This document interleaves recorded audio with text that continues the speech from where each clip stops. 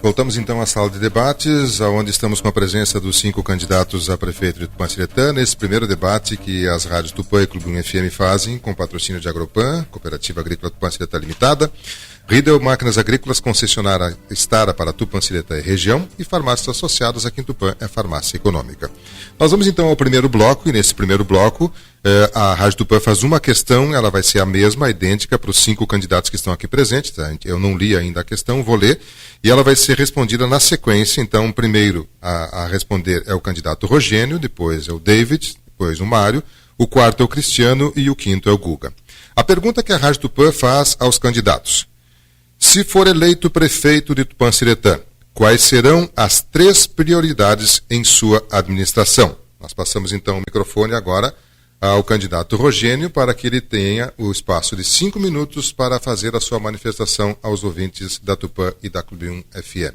Candidato Rogênio, Partido Socialista Brasileiro, boa noite. Boa noite, Miguel, boa noite a todos os ouvintes, boa noite aos candidatos. Nós elegemos algumas prioridades, né? São prioridades que têm que ser resolvidas em ritmo de urgência, né? A questão da saúde, né?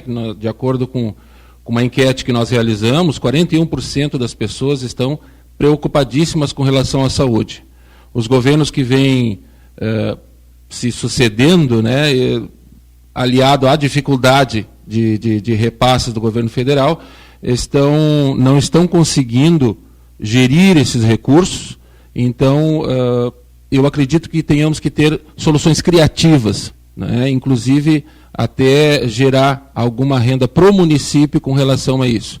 Nós temos o projeto de implantação de uma central de hemodiálise, sendo que alguém pode chegar e dizer assim: a hemodiálise é uma coisa que é infactível, uma coisa que não dá para se fazer. Claro que dá. Cada máquina de hemodiálise custa no máximo R$30 mil. Isso aí, com um cargo de confiança, no ano tu economiza isso. E nós já não estamos coligados justamente por essa questão, que é para não ter essa despesa para poder economizar, né? A geração de empregos, outra questão importantíssima no nosso meio, né? A Tupã-Siretã está esquecida com relação à questão dos empregos.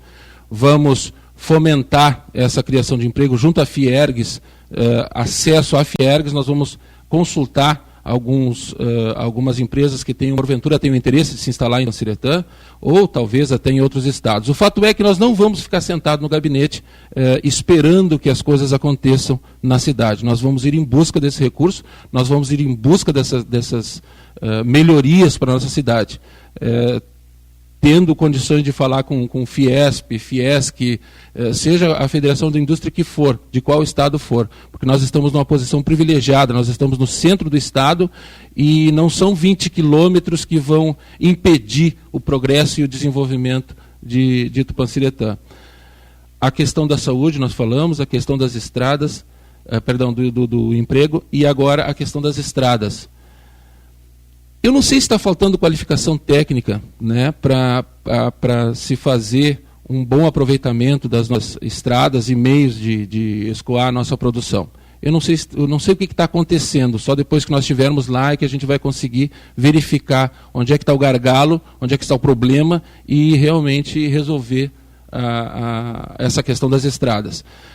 A questão das estradas é necessário e imprescindível que se faça uma recuperação nos pontos mais críticos. Nós temos quase 3 mil quilômetros de estradas do interior do município. Isso aí demanda um valor grande, né? Mas se for bem utilizado, se for bem utilizado, vamos dizer, né? Se for bem utilizado esse recurso, é possível começar nesses pontos mais críticos e aí vamos fazendo uma recuperação total, inclusive das pontes. Que eu acredito que uma ponte não vá fazer tanto desfalque, não vai ter tanto desfalque na administração pública, e isso nós queremos fazer. Isso nós queremos bem administrado o dinheiro público para que dê para a gente fazer todos esses investimentos com relação a estradas. E imprescindível também nos calçamentos, né? Estradas tanto rurais quanto urbanas, né? A questão dos calçamentos é imprescindível também aqui na nossa cidade. Hoje em dia se faz muita licitação para contratar empresas para calçamento e tal, mas a gente tem, ou deveria ter, mão de obra para fazer esse calçamento e ficar 24 horas por dia, ou melhor, 7 dias por semana, 7 dias por semana, recuperando as estradas, as ruas do nosso município, as ruas urbanas. Perfeito. Em 4 minutos e meio, o Rogênio trouxe a sua resposta à nossa questão.